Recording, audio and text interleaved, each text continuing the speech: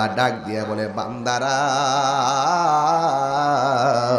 ও বান্দারা শুনে যাও, তোমরা যারা পুজের পানি পেয়েছো আর ওরা যারা হাউজে কাউসারের পানি পেয়েছে, শোনো আমি আল্লাহ একটা মাস দিছিলাম, ওই মাসের নাম হলো রমজান। ঠিক কিনা? যেটা দুপুরবেলা খায় এটা ইফতারের সময় মারা যায়, আম্মা গো আজকে রোজাটা দৈরা লাইছে গো, রোজাটা বলে দৈরা লাইছে। আরে এই পৃথিবীর কেউ দেখে না তোমাকে, তোমাকে বোঝার দরকার ছিল আমি মাটির নিচে যাইয়া খাইতে পারি, আমি দরজা লাগাইয়া খাইতে পারি, হোটেলের পর্দা লাগাইয়া খাইতে পারি, পানির নিচে যাইয়া গোপনে পানি পান করতে পারি। এই পৃথিবীর কেউ আমাকে না দেখলো, আমাকে একজন দেখে, জবানটা খুলে বলুন তিনি কে? তো আল্লাহকে ভয় করো না কেন? লাআল্লাকুম তাত্তাকুন। রমজান আসছেই তোমাকে তাকওয়াবান বানানোর জন্য। এই রমজানের রোজা যদি তোমাকে আল্লাহর দিকে ধাবিত করতে না পারে, তাইলে মনে করবা তোমার কপালের মধ্যে শনি আছে। কথা কোন ঠিক না বেটি? বান্দারা ডাক দিয়া বলবে, আল্লাহ আমরা পানি পাইলাম জাহান্নামের পুজের পানি, আর ওরা পানি পাইলো হাউজে কাউসারের পানি, তার কারণটা কি? আমার আল্লাহ ডাক দিয়া বলে বান্দারা, ও বান্দারা শুনে যাও, তোমরা যারা পুজের পানি পেয়েছো আর ওরা যারা হাউজে কাউসারের পানি পেয়েছে, শোনো আমি আল্লাহ একটা মাস দিছিলাম, ওই মাসের নাম হলো রমজান। ঠিক কিনা? আমি আল্লাহ বলেছিলাম এই রমজান মাসে না খাওয়ার জন্য, আমি আল্লাহ বলেছিলাম দিনের বেলা পানাহার না করার জন্য। তোমরা বেশি বেশি করে পানাহার করেছো, তোমরা বেশি বেশি করে খাবার খেয়েছো, এই জন্য তোমরা পেয়েছো জাহান্নামের পুজের পানি।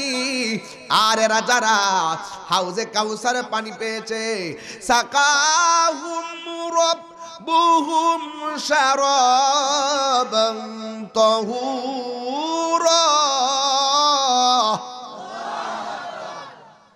এই পানিটা যারা পেয়েছে ওরা দিনের বেলা খায় নাই।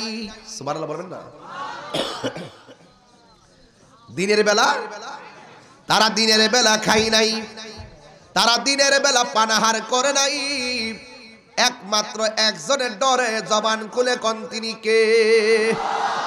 ফামান শাহিদা মিনকুমুশ শাহরা ফালইয়াসুম।